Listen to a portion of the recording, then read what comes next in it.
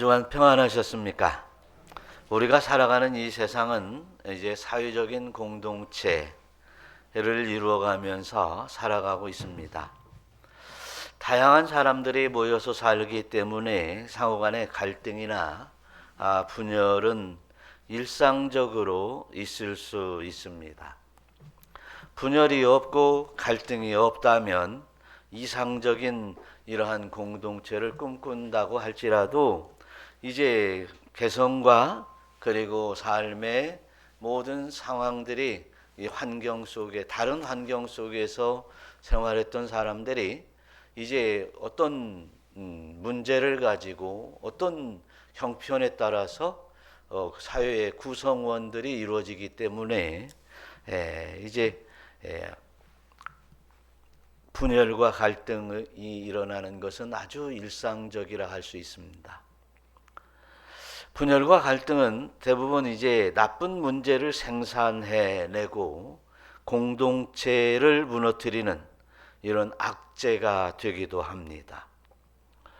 초대교회 공동체 중에서도 고린도 교회 역시 이 사람들이 모여 있었기 때문에 아주 분쟁이 많았습니다. 초대교회는 바울이 이제 고린도 교회는 바울이 주후 50년의 2차 전도 여행 때에 이제 고린도에 도착해서 브리스길라와 아굴라를 만나서 이제 교회를 세우게 되었습니다.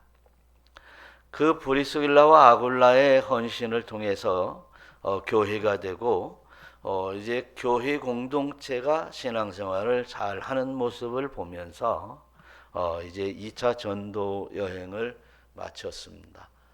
그런데 이제 3차 전도 여행 중에 이제 고린도 교회의 소식을 전해 듣게 되었는데 아주 좋지 않은 소식을 듣고 말았습니다.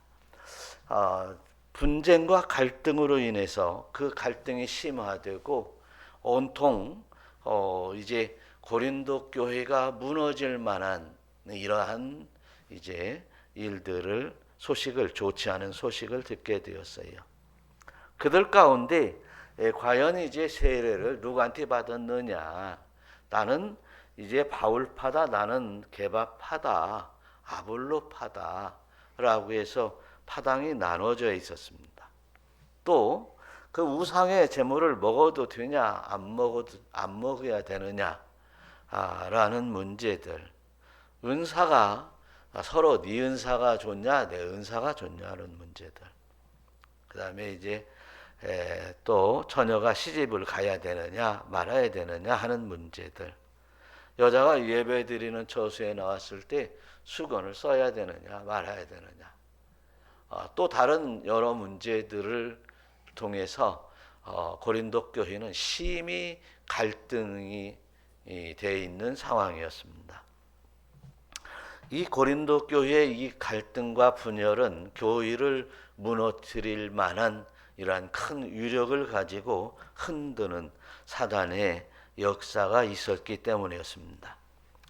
사도 바울은 이 일에 관해서 이제 분열을 해결하려는 여러 모양들에 대해서 이렇게 하면 된다, 이렇게 하지 말아라 라고 하면서 이제 그 사도 바울이 그 고린도 교회에 아주 아주 만병을 한꺼번에 처방했던 그 메시지는 바로 너희들이 그리스도의 십자가를 헛되게 만드는 것이라. 따라서 하시기 바랍니다. 그리스도의 십자가를 헛되게 만들지 맙시다. 헛되게 만들지 맙시다. 예. 그래서 이제 그리스도의 십자가의 도가 이제 온전해지기를 이제 그리스도의 십자가의 도를 따르라고 하는 이야기가 오늘 1장에 기록되어 있는데, 이 고린도서의 아주 중요한 핵심이고 주제가 되는 것입니다. 그래서 십자가의 도를 따라라 라고 저는 제목을 잡았습니다.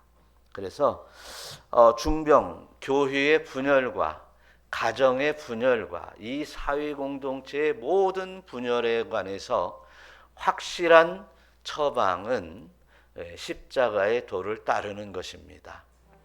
그래서 십자가의 도라라고 하는 이 십자가의 도는 이제 공동체의 만병을 통치하는 만병통치약인데, 그러면 십자가의 도가 뭐냐? 십자가의 도가 뭔가?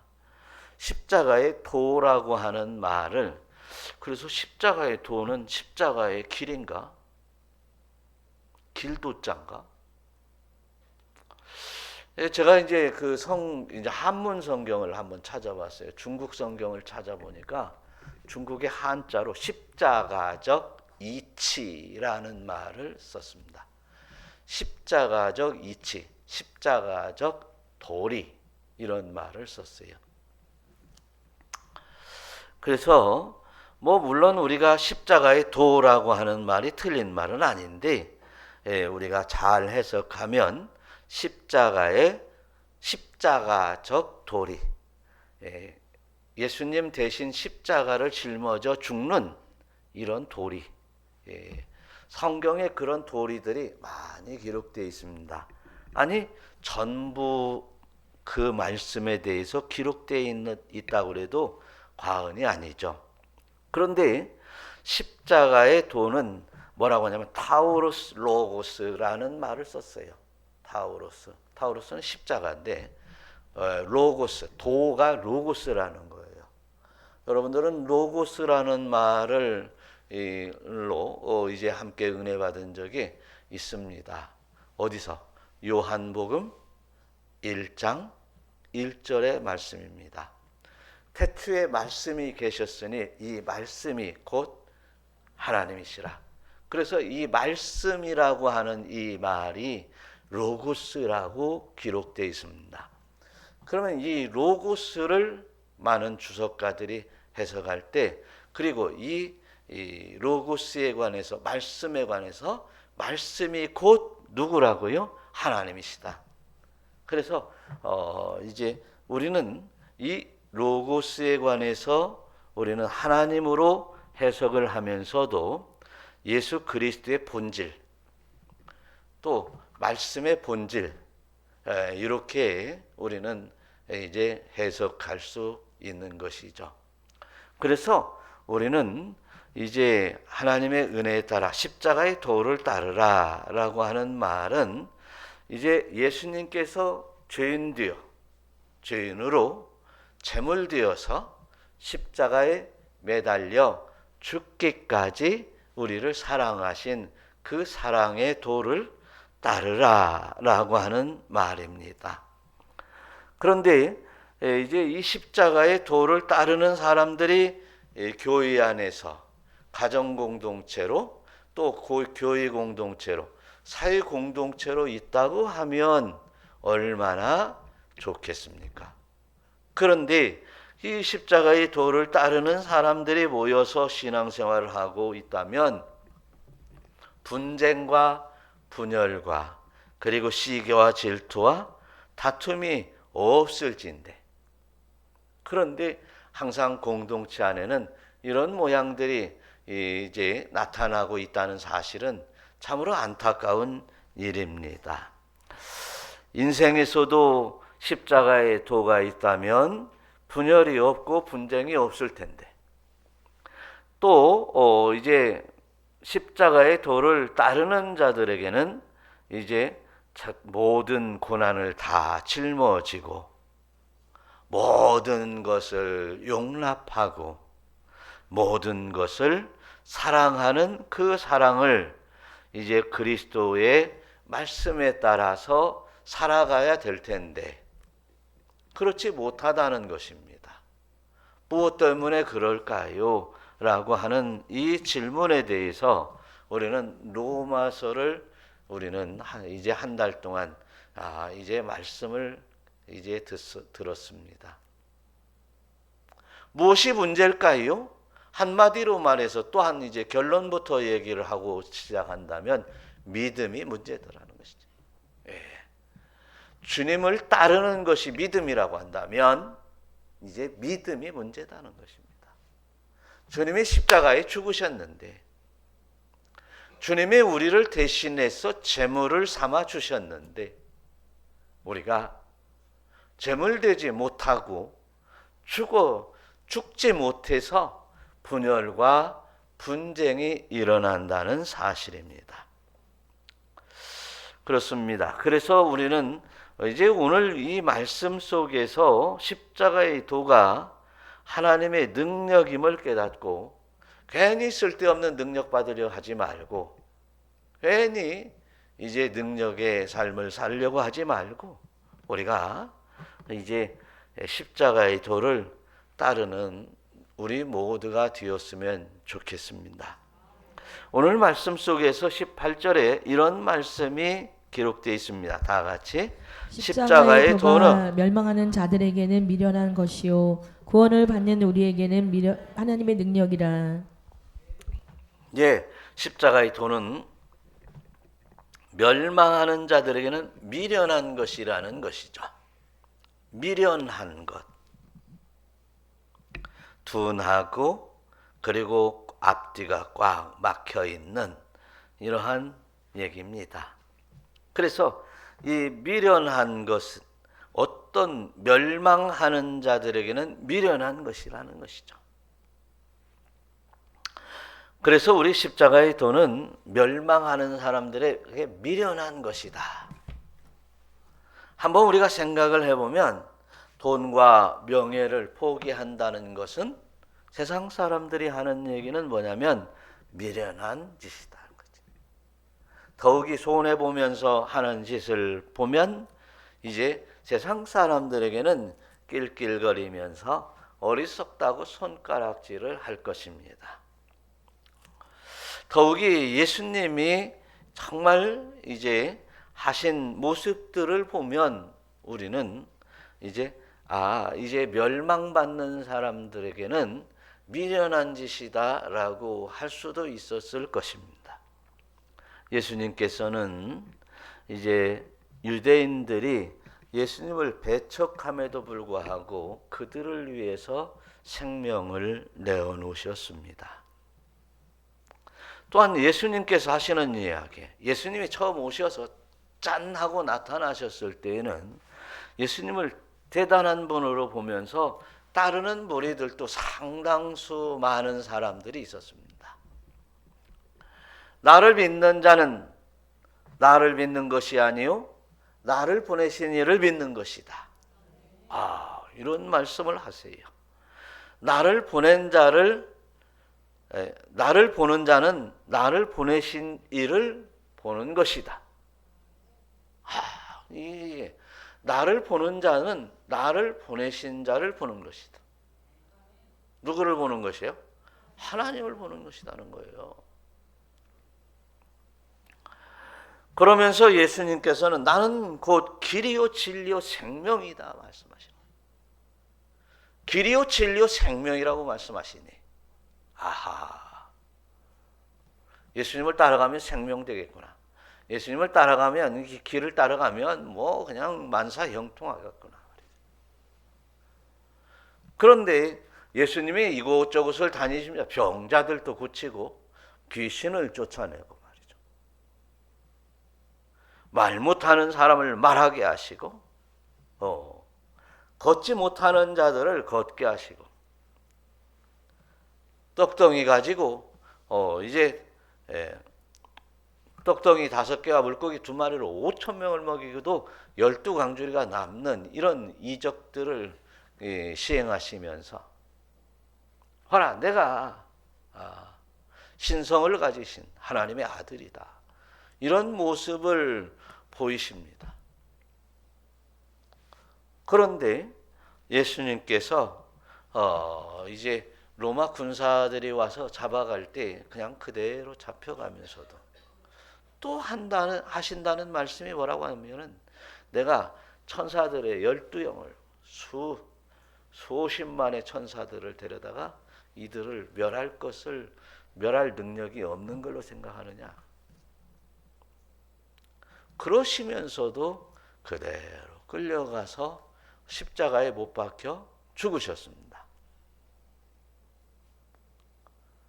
멸망하는 자들은 분명히 이렇게 했을 것입니다. 젠장, 두 손을 털면서 내가 이 꼴 보려고 여기까지 왔느냐, 내가 이런 모습을 따라서 왔느냐, 이렇게 하면서 그 자리를 떴을 것입니다. 세상 사람들이 말하기를 닭 쫓던 게 지붕 쳐다본다, 이런 말처럼 허다한 소리를 하면서 비웃고 이제 놀렸을 것이죠. 그런데 믿는 자들에게는 이것이 능력이다라고 말씀을 하시는 것입니다. 세상 사람들이 이제 낄낄거리고 세상 사람들이 조롱하고 손가락질을 해도 십자가의 도를 따르는 것은 내가 주를 위해서 죽고 사랑을 위해서 죽고 사랑을 위해서 입을 다물고 바보처럼 병신처럼이라는 말을 들을지라도 그렇게 사는 것이 하나님의 능력이다라고 말씀하고 있습니다. 그래서 마가복음 8장 34절의 말씀대로 누구든지 나를 따라오려거든 자기를 부인하고 자기 십자가를 지고 나를 따를 것이다. 자기를 어디까지 부인해야 될 것인가? 자기를 어디까지 부인하실 것인가에 대해서 바울이 갈라디아 교회에 보내는 편지에서 이제 주께서 십자가에 못 박혀 죽으셨나니, 못 박히셨나니 이제 내가 사는 것이 아니라 내 안에서 그리스도가 살아야 된다라고 말하고 있습니다. 그래서 우리의 믿음은 내 안에 그리스도가 살아있을 때 능력이 되는 것이죠. 우리의 믿음은 이제 내 안에 그리스도가 살아계시면서 역사하실 때 능력을 발하게 될 것입니다. 그런데 내 안에 그리스도가 사는 것은 이제 내가 힘있고 능력있고 그리고 뭔가 역량이 충출할 때 강함이 될 때 이제 그리스도가 내 안에 사는 것이 아니라 내가 약하고 낮아지고 이제 심히 이제 내려갈 때 낮은 곳으로 내려갈 때 이제 주님이 내 안에 살아 계시고 역사하시는 것이 사실 문제가 됩니다. 낮춘 만큼 주님께서 크게 살아계신다, 능력을 베푸신다라고도 말하는데 우리가 죽지 않는 것에서 이스라엘 이 고린도 교회에 이제 큰 문제들이 생겨나게 되는 것입니다. 그래서 내 안에 그리스도가 산다고 하는 얘기는 갈라디아서 5장 16절에서 말씀대로 한번 읽어봐요. 다 같이. 너희는 성령을 따라 행하라. 그리하면 육체의 욕심을 이루지 아니하리라. 그리스도 예수의 사람들은 육체와 함께 그 정욕과 탐심을 십자가에 못 박았느니라. 육체와 함께 그 탐심을 이제 정욕과 탐심을 십자가에 못 박았느니라. 그러니까 뭐냐면 육체와 함께 그 정욕을 육체를 죽어라라는 얘기가 아니라 정욕과 탐심을 십자가에 못 박아라. 버려라. 다 내려놓아라. 욕심과 정욕과 탐심을 죽여라. 그래서 이제 모세도 바로의 왕궁에 있을 때 이스라엘 백성을 이제 왕자로서 이스라엘의 백성을 이끌고 출애굽을 한 것이 아니죠. 광야에서 40년 훈련받을 동안 죽을 대로 죽어져서 훈련받고 이제 모세의 모양이 이제 있지 아니하고 오직 하나님의 능력만 하나님께서 모세 안에서 역사할 만한 모양으로 될 때에 하나님께서는 모세를 애굽으로 다시 돌려보내 출애굽의 역사를 하나님께서 이루셨습니다. 이처럼 능력 있기를 원한다면 먼저 나를 이제 나의 정욕과 욕심, 탐심을 이제 죽이는 십자가에 못 박는 우리가 되었으면 좋겠습니다. 우리가 늘상 믿음을 설명하면서 내가 주 안에 주님이 내 안에 그리스도의 사람으라. 그럴 때 그리스도의 사람이 되어서 그리스도의 뜻을 쫓아 살아가야 된다고 하는 이야기를 수없이 들었었는데 우리는 이제 그렇게 살지 못하고 있는 나의 모습들을 불쌍히 여겨보면서 하나님 앞에 참여하는 우리 모두가 되었으면 좋겠습니다. 두 번째로 이제 24절의 말씀을 20절 말씀 한번 보겠습니다. 지혜 있는 자가 어디 있느냐, 선비가 어디 있느냐, 이 세대의 변론가가 어디 있느냐. 하나님께서 이 세상의 지혜를 미련하게 하신 것이 아니냐. 이제 두 번째로는 이제 십자가의 도가 하나님의 지혜다 이렇게 말씀을 하세요. 여러분 지혜롭게 살고 싶지 않은 사람은 없을 것입니다. 그러나 다 지혜 있는 것이 아닙니다. 지혜는 선비가 아니고 선비로서가 아니고 변론가, 아주 명석하다고 하는 변론가가 아니고 하나님께서 이 세상의 지혜를 미련하게 하신 것이 아니냐. 그 다음에 또 21절 한번 읽어봐요. 하나님의 지혜에 있어서는 이 세상이 자기 지혜로 하나님을 알지 못하므로 하나님께서 전도에 미련한 것으로 믿는 자들을 구원하시기를 기뻐하셨도다. 하나님께서 전도라고 하는 거, 복음을 전함으로 이 구원을 하시기를 기뻐하셨다. 그러니까 전도하는 것을 들어서 이제 뭐냐면 어떤 게 지혜로운가를 설명하고 있습니다. 성경은 지혜로운 자에 대해서 여러 말씀을 하세요. 시편 111편 10절에 보니까 여호와를 경외하는 것이 지혜의 근본이다. 그리고 그 계명을 지키는 자는 다 훌륭한 지각을 가진 자다. 그렇게 얘기를 했어요. 지각이 지혜예요. 지혜로서의 드러 나타나는 뛰어난 감각을 지각이라고 얘기하고 있습니다. 그래서 이제 바벨론으로 끌려갔던 사람들 가운데에서 다니엘이나 그 세 사람들, 모르드게라는 사람, 이런 사람들은 이제 하나님을 경외함으로 세상을 이겼던 사람입니다. 그 사람들이 참 지혜롭게 행했다라고 하는 모습은 우리가 찾을 수 없습니다. 모르드게 같은 경우는 문을 다 열어놓고 하나님 앞에 기도하는 것을 그치지 않았습니다. 바벨론 왕이 이제 바사의 왕이 이제 뭡니까? 하나님 앞에 기도하고 다른 신에게 기도하는 것을 금하였을 때 그는 보라는 듯이 문을 활짝 열어놓고 기도했습니다. 누가 봐도 그가 지혜로운 것이 아니었죠. 다니엘과 세 친구 불의한 음식을 먹지 않았고 그리고 또 우상에게 경배하지 않았습니다.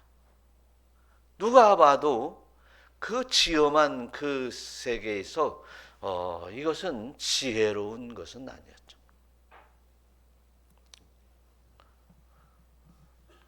잠깐 눈 한번 찔끔 감으면, 기도하려면 이런 때는 문을 닫고 기도하면 되지 뭐. 이렇게 지혜로운 일들은, 지혜롭다고 생각하는 일들은 수없이 많았을 것이죠. 그런데 한번 생각해 보면 우리는 그 지혜로운 일들을 통해서 결국은 믿음도 지키지 못하고 하나님도 경외하지 못하고 또 이제 믿음 신앙으로 살아가지 못하고 주님을 욕되거나 버릴 만한 일들이 얼마나 많은지 몰라요. 전도하는 것에 대해서도 우리가 참 미련한 것으로 이제 전도를 해가지고 교회로 인도하는 것인데, 다른 방향으로 얼마든지 교회로 많이 모아서 이제 많은 무리들을 이제 전도했다라고 말할 수도 있겠죠. 저번 날 한번 보니까 우리 교단의 교회인데요. 저기 안양에 있는 교회인데요. 교회 안에 그 소그룹들이 어마어마하게 만 명이 모인다고 하는데요. 이제 테니스 반이 있고 골프 반이 있고 또 뭐 뜨개질 반이 있고 뭐가 있고 무슨 반이 있고 무슨 반이 있고 막 그런데 또 뭐 또 사회 봉사 한다고 말이지 마사지 반도 있고 말이죠. 수없이 많은 이제 기관들을 만들어 놓고 그것이 그렇게 사회적인 접근을 하는 이러한 공공신학 쪽으로 이렇게 다 몰고 가는 그런 모양들을 보니까 참 지혜롭게 한다라고 많은 사람들이 이야기를 하고 있습니다. 그러고 보면 울타리 교회는 세상 사람들이 보기에는 참 미련한 모양으로 전도하는 것 같아요. 그러니까 우리가 큰 교회 많은 사람이 우리 울타리 교회에 들어오기는 틀렸지. 그런 것 같아요. 그런데 우리가 생각해 보면 전도하는 것 역시도 미련한 방법으로 해야 됨을 말하고 있다는 사실이에요.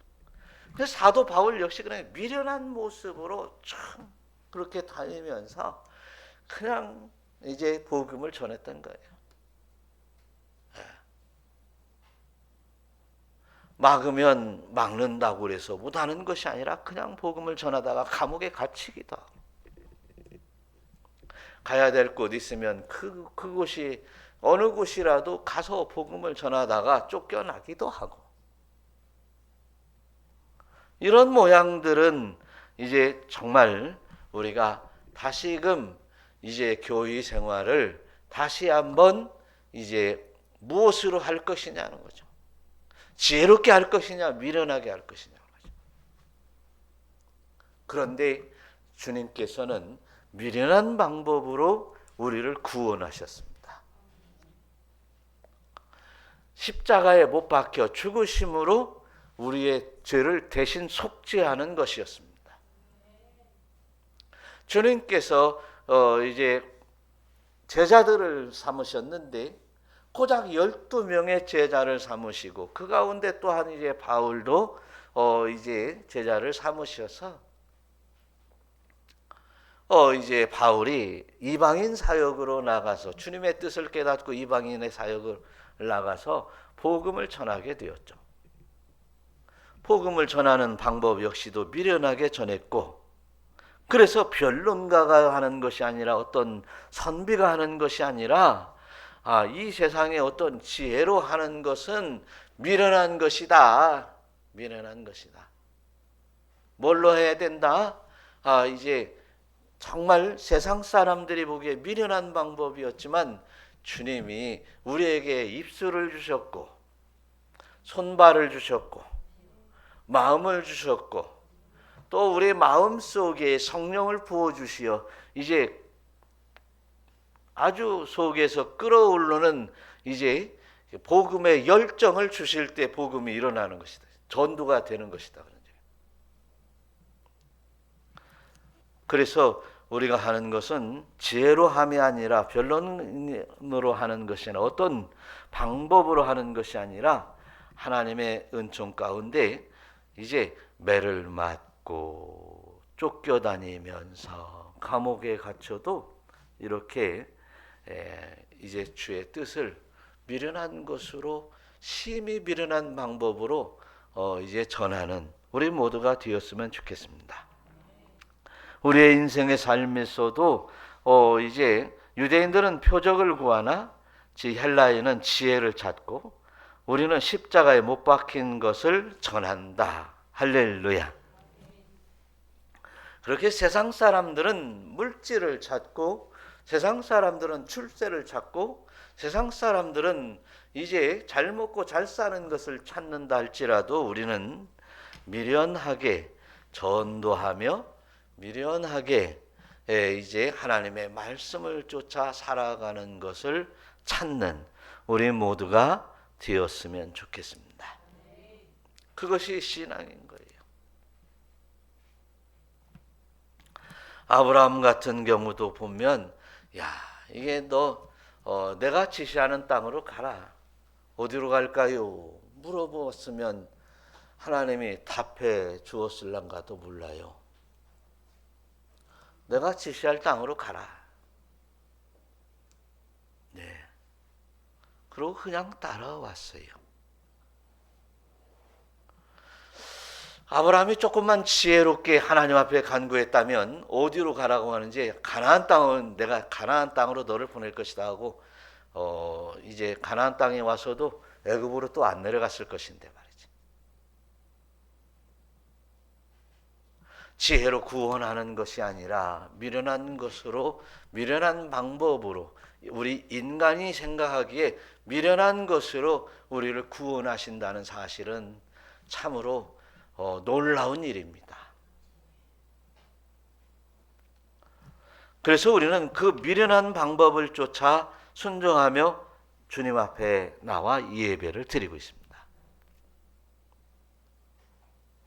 세상 사람들이 미련하다고 생각하는 방법으로 토요일날 주일날 놀러가지 않고 주님 앞에 나와서 하나님 앞에 예배하는 것이 최고의 시간으로 드려지고 있는 것입니다.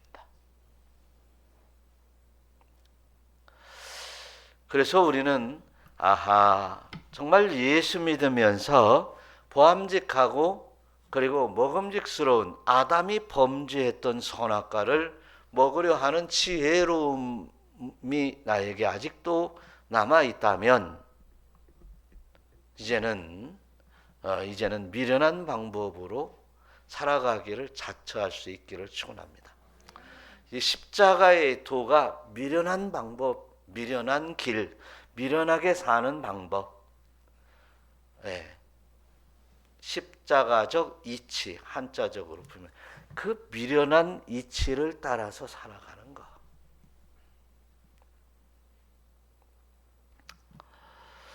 그래서 우리는 참 이제 미련한 방법을 미련한 이치를 감사하면서 우리에게 하나님께서 이런 방법으로 이렇게 나를 지혜롭게 하셨군요 라고 하는 방법이 그런 말이 나중에 나올 수 있는 신앙적 삶이 되시기를 축원합니다. 내가 이렇게 미련하게 후직하게 주님을 따랐으니까 내 미련함이 결국 능력이 되었고 지혜가 되었다. 그렇습니다.